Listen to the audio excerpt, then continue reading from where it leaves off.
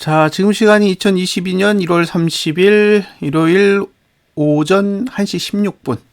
자, 이번 동영상에서는 거래량, 거래량을 통한 지수의 관계를 살펴보도록 하겠습니다. 1990년대의 차트까지 한번 포함을 해서 함께 분석을 해볼게요. 가장 기본적으로 투자 심리도를 분석할 때 가격 관련 투자 심리도가 3개가 있죠. 고가, 저가, 그리고 종가. 그다음에 이제 거래량이 1개인데 고가, 저가, 종가가 상승하는 구간을 상승 주기라고 부르고요. 반대로 고가, 저가, 종가 투자 심도가 하락하는 구간을 하락 주기라고 합니다. 그래서 구분할 때 어떻게 구분을 하냐면 가격 투자 심도가 상승하는 구간과 하락하는 구간을 나눠요. 자, 가격 투자 심리도가 상승하는 구간에서 거래량 투자 심리도가 맨 위에 있으면 반등이에요. 반등. 그리고 가격 투자 심리도가 상승하는데 거래량 투자 심리도가 맨 아래로 내려오면 상승입니다. 가격 투자 심리도가 내리는데 거래량 투자 심리도가 맨 아래에 있으면 조정이고 그 다음에 마지막으로 가격 투자 심리도가 내리는데 거래량 투자 심리도가 맨 위로 올라가면 하락이에요. 그래서 제가 지금 보여드리려고 하는 건 하락을 보여드리려고 하는 거예요. 그래서 과거부터 한번 살펴보겠습니다.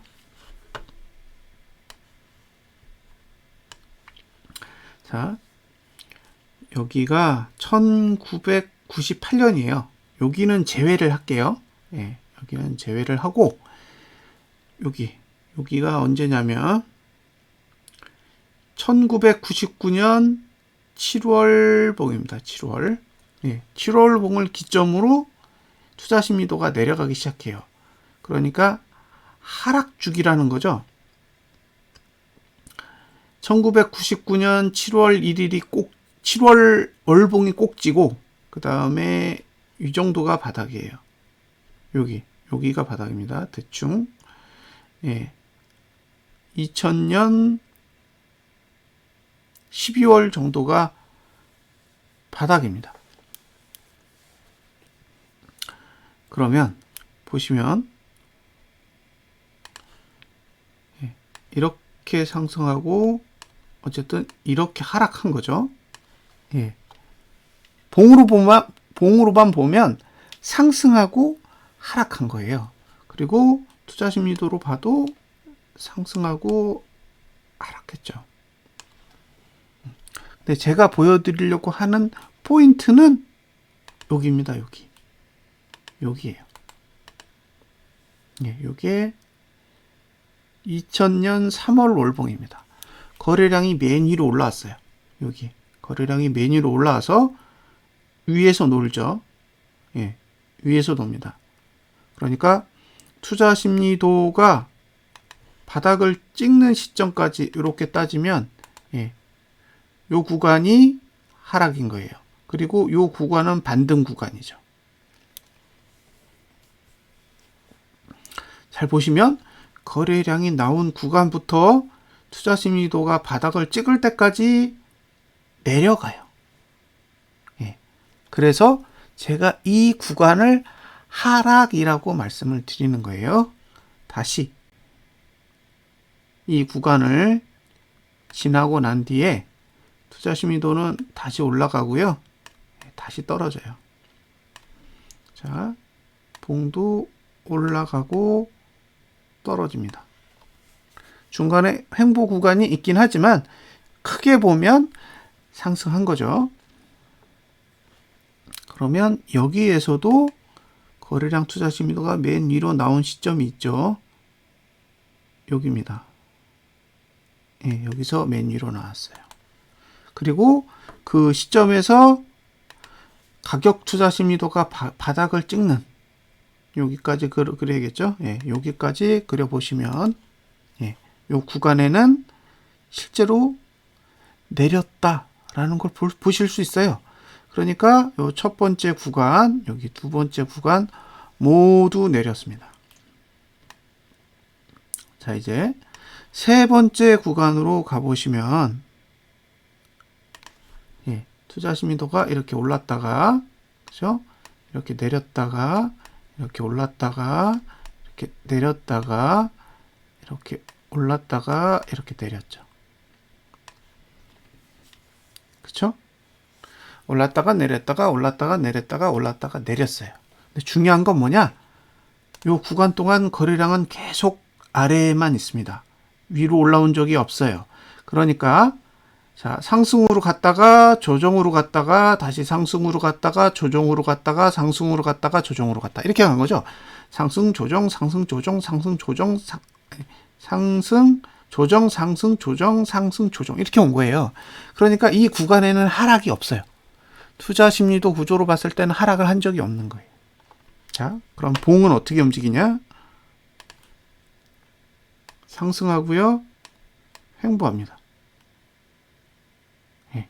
그리고 상승하고요. 횡보합니다. 그리고 상승해요.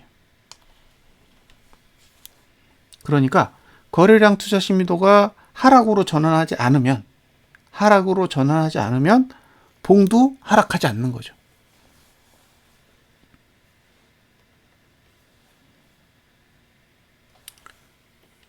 자, 그러니까 이 구간에는 투자 심리도 구조로 하락이 없어요.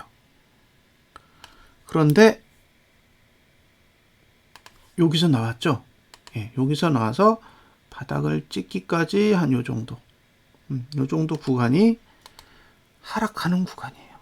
예. 근데 그 사이에 지수가 쭉 빠졌습니다. 다시 여기서 올랐다가 그렇죠? 내렸다가 올랐다가 내렸죠. 그런데 투자 심리도를 보시면 상승 조정 하락이 안 오죠. 상승 조정 이렇게 왔어요.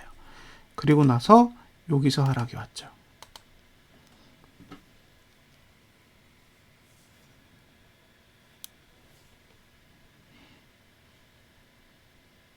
자, 그 다음의 흐름은 방향이 없어요. 올라가지도 않고 내려가지도 않고 이 안에서 중구난방으로 움직입니다. 예, 중구난방으로 움직여요. 근데 거래량 투자 심리도가 위로 올라온 적이 여기 한번, 예, 여기서 한번 올라왔고요. 여기서 한번 올라왔고, 그 다음에 여기서 한번 올라왔어요. 그리고 여기까지죠. 여기까지. 예, 여기는 모르겠어요. 여기는 체크가 안 돼요. 그냥 나왔다라는 것만 있고 구간이 안 나와요. 너무 복잡스럽게 돼 있어서. 예. 그런데 보시면 대부분 거래량 투자 심리도가 맨 위로 이렇게 올라오면 쏟아져 내려요. 이게 특징이에요. 예. 잘 못 올라가요. 일정 구간 동안. 보시면 그렇죠? 지금까지의 코스피 200 지수의 역사로 보면 그런 모습이 있었다라는 거예요. 그리고 여기서 이렇게 빠지죠. 그죠? 그리고 이렇게 올라갔는데 이 구간이 조정 구간이니까 옆으로 가고 다시 쳐올렸어요. 그리고 이렇게 내렸죠. 그러니까 우리가 봤을 때 대세 상승 구간에서의 횡보 구간은 거래량 투자 심리도가 위로 올라가지 않는 특성을 가지고 있었다라는 거예요.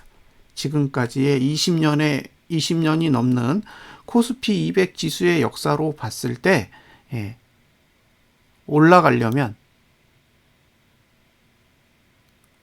거래량 투자 심리도를 맨 위로 올리지 않더라는 거예요. 맨 밑에서만 관리를 하지. 그러니까 2003년에서 2007년 구간이 거래량을 잘 관리한 구간이고요. 2009년에서 2011년 구간, 그 구간도 거래량을 상당히 잘 관리한 구간입니다. 이걸 우리가 대세 상승이라고 불러요. 그런데 최근의 상황을 보시면 이렇게 올라가고요. 이렇게 내려가고, 그죠? 이렇게 올라가고, 이렇게 내려가고 있어요. 예. 그러면 여기도 이렇게 올라가고, 이렇게 내려가고, 여기가 바닥이에요.